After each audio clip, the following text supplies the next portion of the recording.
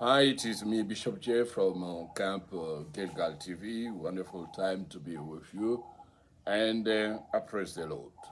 Glorify Jehovah Jireh, Jehovah Nisi, our God, our mighty one. He is the Lord of Israel. Let his name be glorified and let his name be magnified. We celebrate him and we glorify him.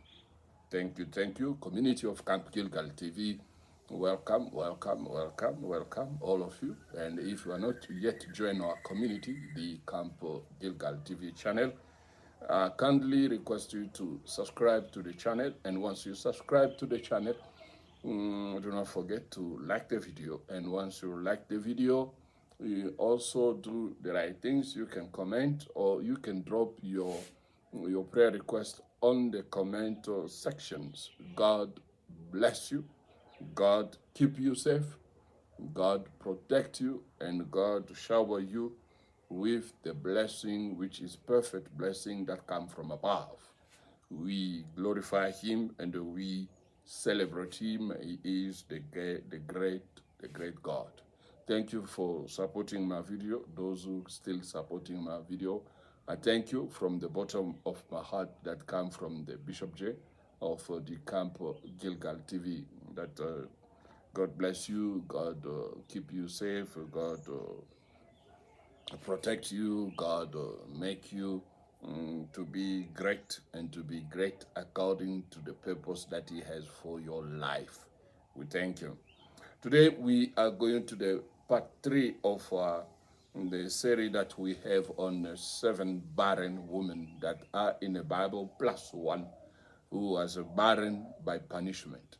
It's a 7 barren women plus one who were barren by punishment.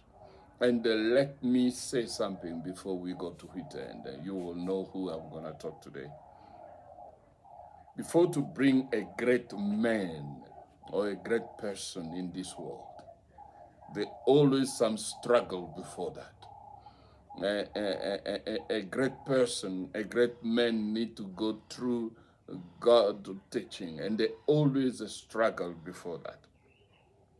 And here we'll see a woman who became barren because God closed her womb.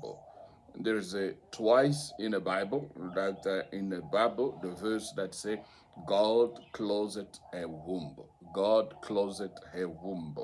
Twice, 2 verses say that, and we will see it. And then she did what is best. She seek the Lord in prayer. She seek the Lord in prayer. Rachel never seek the Lord in prayer. And the last time I spoken about Manoah's wife did not seek the Lord in prayer, but God stepped in. Now we will see the one who seek the Lord in prayer. She seek the Lord in prayer and in fasting. Do you remember the verse that Jesus said there's some demons that go only from prayer and fasting. And she seek the Lord in prayer and fasting. And I always say that when the Lord says something, you can pray, you can do whatsoever you want to do, but He will never. Prayer can't bribe God's mind, or fasting can't bribe God's mind when the Lord has set timetables. But and she seek the Lord in prayer, and we will know that we are in a book of First Samuel. In the book of First Samuel, and also the first chapter of First Samuel, and they'll give us verse 1 of chapter 1 of First Samuel, giving us the biography or the genealogy of the man called Elkanah. Elkanah is from the tribe of Levi, even though he lived in Ephraim area. He is from the tribe of Levi. You need to put that in mind, because when you read it come from the mountain of Ephraim, you think like he is coming from the tribe of Ephraim. No. He is from the tribe of Levi. even though he lived there in Ephraim tribe or among the Ephraimite, that way he lived. That way he lived. But he's coming from the tribe of Levi, precisely from the lineage of the Kohite. That way it is coming. And this man have two wives. He has two wives. That verse 2 says he has two wives. The name of one was Anna. Anna, the woman that the Lord closed her womb. Anna. And the name of the other was Penina. Now, if we go to the law of first named, the law of first mentioned in the Bible, it goes, for me, I can say Anna was the first wife. Anna was the first wife. It's kind of reversible to what Rachel went, and then Anna was the first wife, and the name of the other woman was Penina have children, but Anna have no children. The Bible stated categorically. Penina have children, but Anna have no children. Anna have no children. And then we will arrive to know the reason why she has no children. But verse 3 said, this man went up from his city yearly to worship and sacrifice to the Lord of hosts in Shiloh. Also the two sons of Eli, Ophni and Phinehas, the priest of the Lord, were there. It was the time in Shiloh where that the tabernacle of God was in Shiloh. The tabernacle for God was in Shiloh, and the high priest Elijah, the high priest, was in Shiloh because that were the headquarters of religious headquarters of Israel was in Shiloh. Shiloh, one of the iconic towns in the Bible, like Bethel, like Shechem, and Jerusalem, and other. But Shiloh is one of them. And the tabernacle was in Shiloh. And that way they'll go yearly to give sacrifice. They were supposed to stand before the Lord 3 times. There is a festival that they need to stand before the Lord. And it was compulsory that every male of Israel need to go there and grab his family. They go there to sacrifice and to worship the Lord. And this man, Elkanah, as a true Jewish and a descendant of Levi, he has to go there and to sacrifice and to worship God. And he has 2 wives. He loved Anna more than Penina. Now, the one she's not loved, she producing children. But the one who's loved, God closed the womb. Same like Jacob. Jacob loved Rachel more than Leah, and Leah was giving birth, and Rachel was not giving birth. Now, verse 4 says this. Listen to what the verse 4 says. And whenever the time came for Elkanah to make an offering, he would give portions to Penina, his wife, and to all her sons and daughters. He will give portions to Penina, the wife, and to all the sons and daughters. He will give them. But to Anna, he will give a double portions. You know, there is this law in the Torah that the first child of a family need to have double portion. The first male child need to be given a double portion of inheritance. Now, Anna, ipso facto, she is the first wife of Elkanah, and Elkanah will give her double portion. Will give her double portion, even though she have no children. For the reason is why he will give her double portion. For he loved Anna, although the Lord has closed her womb. Although the Lord has closed her womb. Why? I don't know. Why? I don't know. Why the Lord has closed the womb of Anna. But Anna still being loved by Elkanah, Anna still get double portion of the things to sacrifice to the Lord from Elkanah, but Anna, the womb is closed. And that will bring something to the river. Verse 7 says, so it was year by year when, verse 6 say, and a rival also provoked her severely to make her miserable because the Lord has closed her womb.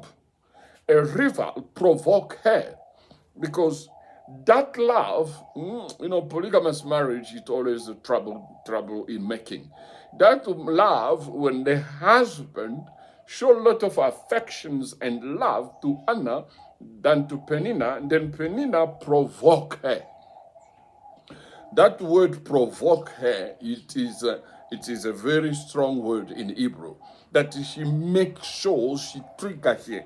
She trigger her. She makes sure she feel it. Penina make sure Anna feel it. Penina make sure that Anna must see that she have no children. Penina make sure that Anna must feel that she is a useless woman and she is somebody that does not make the family to be bigger. She is somebody that does not contribute to the family, but she's only taking and taking and taking and taking. That she provoke her severely and to make her miserable. And that provocation arrived to make Anna to become miserable. That a life was troublemaker. I can keep just something that bring to my mind. That Anna want to send a child to go to get something or to help with something. Penina will intervene and say, this is not your child. Have your own children and send them to do something for you. Leave my children alone. And that is not something kind to say to a woman who have no children. And that is not something kind to say to a woman who does not bear children. And once you say that to any woman who have not passed that level of giving children, you have offended her. You have break her heart. You have made her to feel useless and to feel like she's not enough of a woman.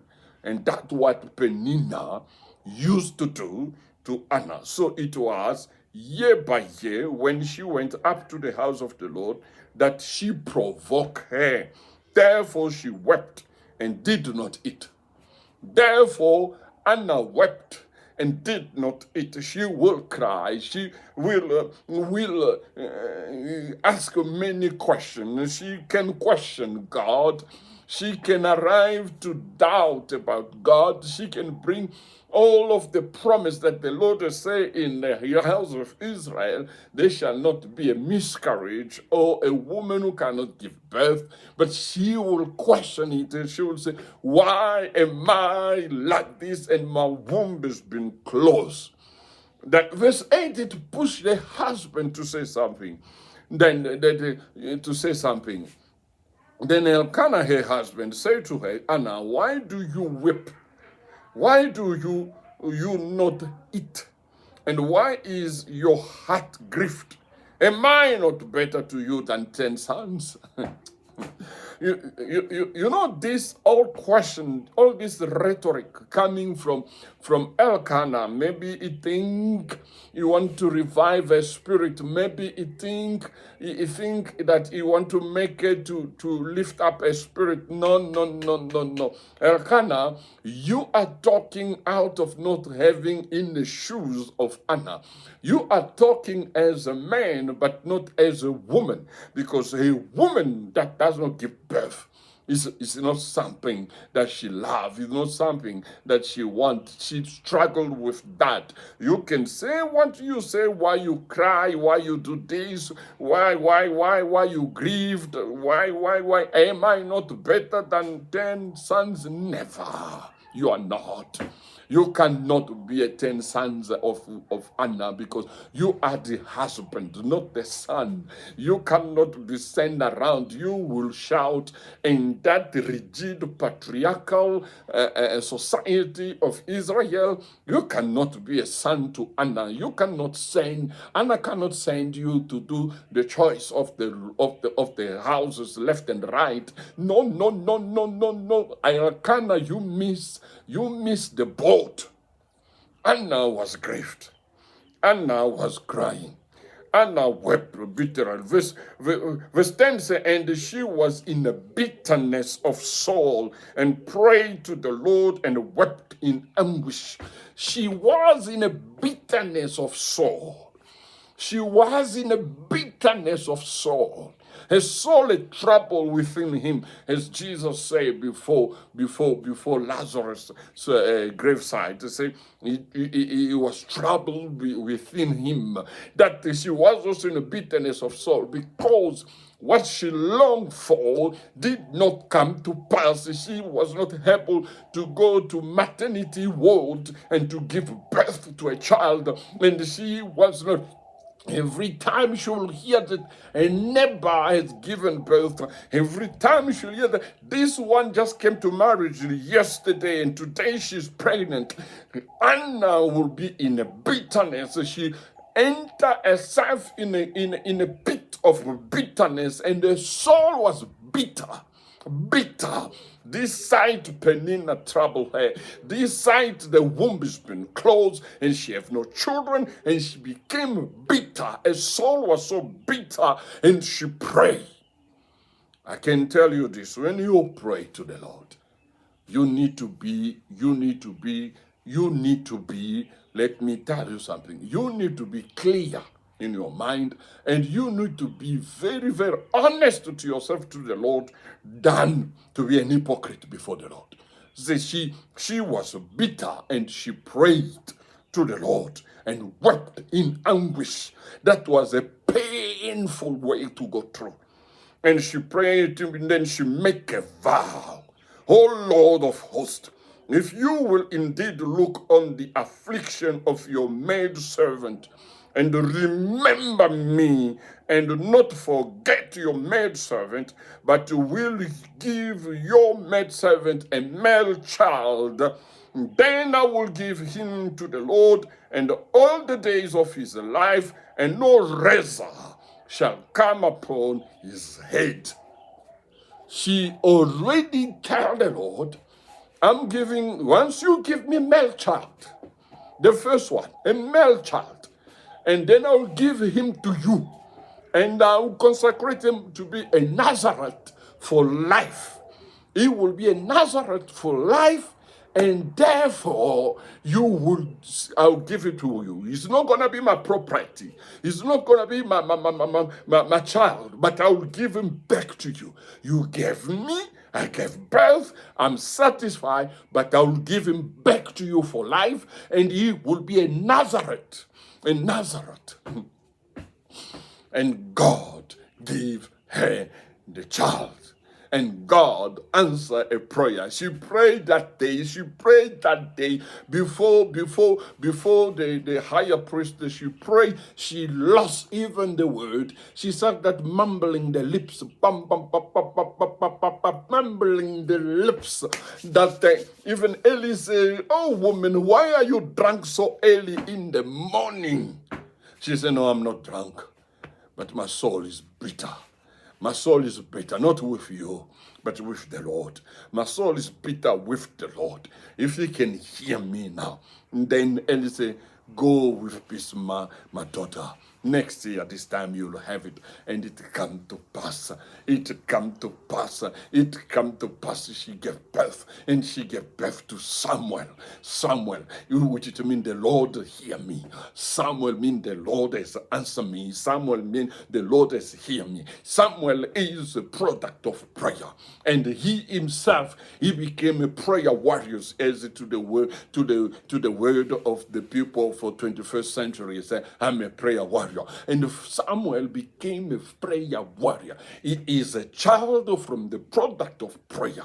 From the product of prayer, and he became himself a very warrior of prayer, a prayer man. And for him, he consider when he does not pray as a sin. When he say, when I do not pray, it's like I'm sinning, that I need to pray. Samuel pray daily, Samuel prayed all night, Samuel prayed all day, and Samuel became a powerful instrument in the land of Israel, a son of prayer, a product of prayer.